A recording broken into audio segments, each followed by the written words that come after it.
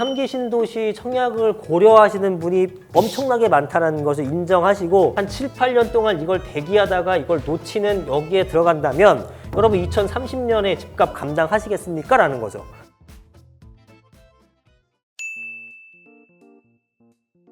사실은 코로나가 처음에 왔을 때 경제가 좀 위기가 오면서 좀 하락하지 않겠냐라는 의견도 솔직히 있었는데 그거를 풀어내기 위해서 엄청나게 많은 돈이 풀었잖아요. 우리나라뿐만 아니라 전 세계가.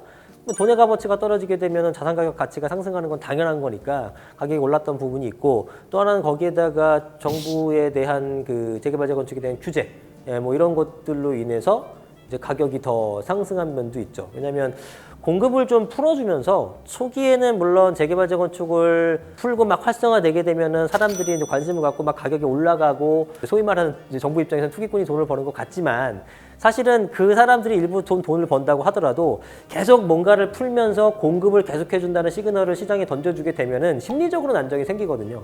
근데 그게 아니라 공급을 계속 부족하게 만드니까 가격은 가격대로 올라가고 공급은 공급대로 안 돼서 심리적으로 더 쫓기고 하다 보니까 더 영끌족이 나오게 되면서 가격이 폭등한 것들이 있었거든요. 그래서 이거는 유동성 시장 전반에 대한 어떤 흐름과 그다음에 정부의 좀 잘못된 정책이 복합적으로 이루어져서 폭발적인 성장을 하지 않았냐 이렇게 생각이 듭니다. 네. 이런 쪽이 좀 하락하기 위해서는 이제 신도시 같은 것들이 좀 입주를 해야 됩니다.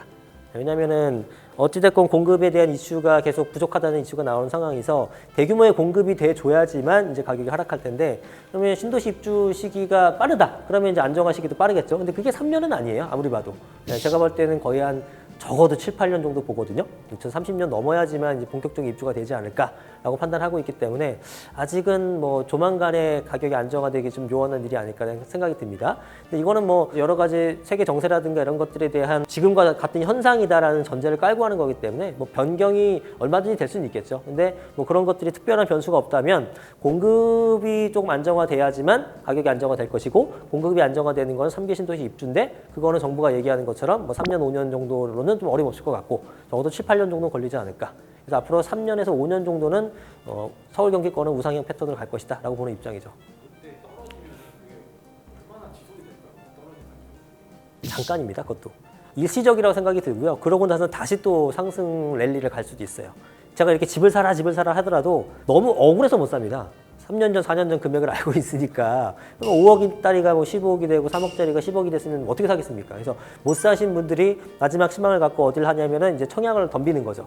그러면 이제 3기 신도시가 어쨌든 시세보다 뭐 80%, 뭐 70% 준다고 하니 일단 당첨만 되면 로또기 때문에 거기에 모든 사람이 몰릴 거예요.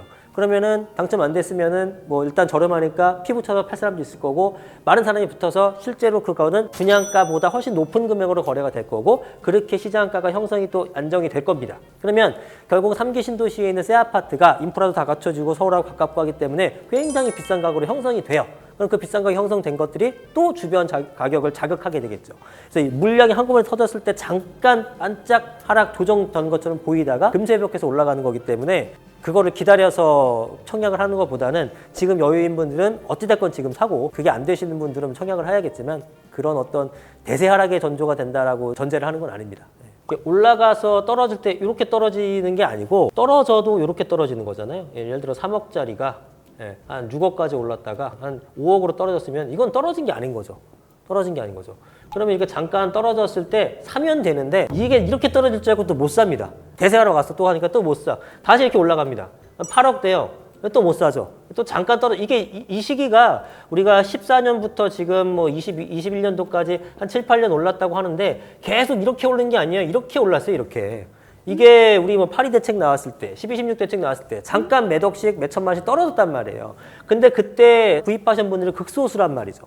잘 못 사요. 그러니까 이렇게 떨어지게 되면 이제 끝났어. 계속 떨어질 거야 라고 이제 믿음을 갖고 못 사시는 부분이 많다 보니까 이런 거에 대해서 이제 너무 현혹되지 마시고 잠깐 떨어질 시기가 왔으면 저는 얼른 구입하셨으면 좋겠어요. 영끌 쪽에 대해서 사장님 어떻게 생각하시나요? 자, 이제는 지금까지는 뭐 금리 인상에 대한 부분이 뭐 크지 않았었는데 이제 인하는 하지는 않을 거고 이제 금리가 인상될 거 아니겠습니까? 그럼 금리가 인상되게 되면은 당연히 내가 부담해야 되는 금액도 높아지는 거라 이거는 개개인마다 틀리죠. 내가 좀 여유가 있다라고 하게 되면은 금리 인상 되더라도 내가 감당할 수 있다. 그러면 이제 감당할 수 있을 만큼 하는 거고 그러니까 결국 이겁니다. 나의 현금 흐름에 맞춰서 감당 가능한 범위 내에서는 구입을 했으면 좋겠다라는 거예요. 그래서 그야말로 영끌이라는 표현 자체가 내 현금 흐름 이상으로 무리하게 하는 거잖아요. 그런 거 좀 지양했으면 좋겠고, 예, 내가 내 소득 어떤 현금 흐름이라든가 내 급여라든가 뭐 이런 거에 맞춰서 이 정도까지는 감당이 가능하다라고 하게 되면 뭐 지금도 저는 집을 구입하라고 말씀드리고 싶습니다. 예. 결혼을 하거나 네. 아이를 가지거나 지금, 네, 지금이죠 지금. now. 예. 이걸 생각하시면 돼요. 계단. 예, 언제 살 거냐, 언제 살 거냐. 네, 이게 정말 뭐 어림도 없이 이상한 어떤 외곽 지역이 아니고서는 웬만해서는 이런 계단형 패턴으로 가기 때문에 미리 구입하는 게 좋습니다. 돈이 없으면 어쩔 수 없는 건데 돈이 있는데도 안 사는 분이 있거든요. 지금 아까 빌라 같은 것도 말씀드렸잖아요. 아파트가 현실적으로 대부분 신혼부부가 어렵기 때문에 그러면은 이게 전세를 들어가는데 전세가 보통 뭐 한 2억 한 7천 합니다. 그럼 이게 매매가가 얼마냐면은 한 3억 해요. 그럼 저는 이걸 하느니 조금 더 못해서 이걸 하는 게 훨씬 낫다라는 거죠. 그럼 이거 2년 뒤에 2억 7천 받아와요. 4년 뒤라고 하더라도 이거 2억 7천 되는 겁니다.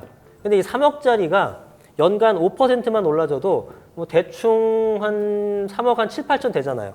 3억 7천, 3억 8천. 그럼 나는 7, 8천만 원을 이 사람보다 훨씬 더 많이 번 겁니다. 3천만 원 더 써가지고. 그냥 간단하게 산수만 하더라도 답이 나오는 문제거든요. 그래서 이거는 처음부터 좋은 내가 원하는 집이 아니더라도 저는 등기를 치고 갖고 있다라는 개념으로 좀 생각을 하고 구입하셨으면 좋겠습니다. 예. 어디가 있는지 뭐 어떤 그런 여기 뭐 서울이고 이제 과천 쪽도 있고요. 뭐 크지는 않지만 여기 뭐 대장지구라는 것도 있고 뭐 창릉 쪽도 있고 뭐 인천 계양도 있고 남양주 왕숙도 있고 뭐 하남 교산 쪽도 있고 여러 가지가 있는데 이게 1기 신도시가 우리가 뭐 분당이라든가 뭐 안양 삼본이라든가 부천이라든가 일산이라든가 이런 데 있어요. 얘네보다도 위치가 좋아요. 예, 일부는. 그래서 상당히 좋은 입지를 갖고 있다. 3기 신도시라는 것은. 2기는 1기보다 훨씬 더 멀었고요. 예, 그래서 3기 신도시에 대한 기대감이 큰 거는 사실이고 어쨌든 새 아파트가 들어서고 인프라가 구성되는 거니까 저는 가격이 굉장히 높게 형성되기 때문에 이것을 3기 신도시에 청약 신청하는 거를 청약해봐도 됩니까? 라고 했을 때는 오케이를 하긴 해요. 그러나 지금 3기 신도시 청약을 고려하시는 분이 엄청나게 많다는 것을 인정하시고 그러면 여기에 당첨이 되는 행운을 누리는 사람들은 여러분 중에 굉장히 소수입니다. 근데 이게 아까 말씀드렸다시피 정부의 어떤 플랜보다 훨씬 더 길게 늘어질 거예요. 근데 여러분들이 1%의 행운아보다는 99%의 일반적인 사람 그룹에 속할 확률이 높기 때문에 한 7, 8년 동안 이걸 대기하다가 이걸 놓치는 여기에 들어간다면 여러분 2030년에 집값 감당하시겠습니까? 라는 거죠. 그래서 돈이 있으신 분들은 3기 청약이 나빠서 청약하지 말라는 게 아니라 확률적인 생각, 현실적인 생각을 하고 집을 구입하라라고 말씀을 드리는 거고요. 그렇지 않은 분들은 뭐 청약이라도 일단 도전을 해보셔야겠죠. 아니면 자그마한 거라도 사거나. 네, 그래서 3기 신도시 자체는 입지도 좋고 가격도 잘 오를 거고 로또가 맞으나 그렇기 때문에 경쟁이 엄청 심할 것이고 네, 그래서 여기만 주구장창 기다리는 것은 답이 아닐 수 있다라는 말씀을 드리고요. 계획들은 이제 지구별로 좀 틀려요. 그래서 보통 빠른 건 25년, 제일 늦어봐야 29년, 30년은 별로 없고 29년 내지 30년 정도입니다. 뭐 광명 쪽이 이번에 그 LH 사태 터진 데가 31년도 정도가 되는 거고 보통 한 7년, 8년, 9년 요 정도에서 거의 대부분 입주를 마무리시키려고는 해요. 근데 저는 플러스 한 3에서 한 5년도 봅니다. 그러면 한 30년에서 33년 요 정도가 돼야지만 뭐 10년 남았어요. 10년. 네, 정부에서 얘기하는 뭐 5년 내외보다 훨씬 더 많이 남았다고 보게 되면 야 여러분 이거 언제 기다립니까? 그리고 이런 것도 있어요. 이게 사전 청약 뭐 이런 얘기 많이 나오는데 분양 가격 같은 것들이 분양가가 뭐 시세의 70%다, 80%다 이렇게 해주는데 사전 분양가는요 변경이 될 수 있는 거예요.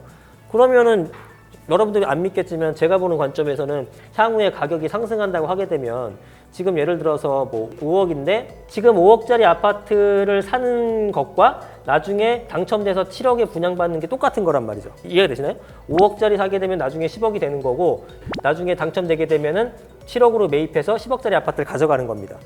10억 정도의 아파트의 70%에 받는 거, 지금 사서 5억에 받아서 이게 10억대 되는 동일한 거거든요. 그러면은 이거는 확률이 1%인데 저 같으면 이걸 사겠다라는 거죠. 어차피 자산이 이렇게 변모할 거라면 이걸 기회를 놓치고 1% 확률로 이걸 덤비느니 그거보단 이게 낫다라는 거죠.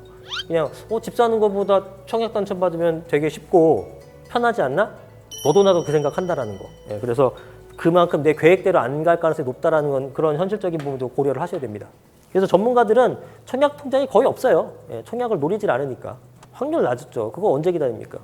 저는 사실 이거는 경매도 여러분들한테 권하진 않아요. 저도 경공매 사고 경매를 할 줄 알지만 이 아파트에 대한 경매는 일반 분들에게 잘 권하지 않습니다. 이거 뭐 여러분들 이거 엄청 경쟁이 심해져 가지고 대중화됐잖아요, 경매가. 그래서 여러분들이 아파트 낙찰 받으려면은 한 20번 이상 해야 될 겁니다. 그래도 안 될 거예요. 그리고 굉장히 높은 금액으로 이미 경쟁이 세져서 금액도 높아지고 그럴 바에는 시장 돌아다니면서 금매 차는 게 낫습니다. 그게 훨씬 더 빨라요. 이게 무슨 특수물건 같은 것들은 손에 못 대는 것도 많죠. 뭐 유치권이 있다거나 이런 것들은 당연히 일반 사람들이 더 접근이 안 되니까 큰 수익을 낼 수 있는 분야가 있는데 일반적인 것들에 대해서는 이제 경매도 경쟁이 심화됐다. 이렇게 보시면 됩니다.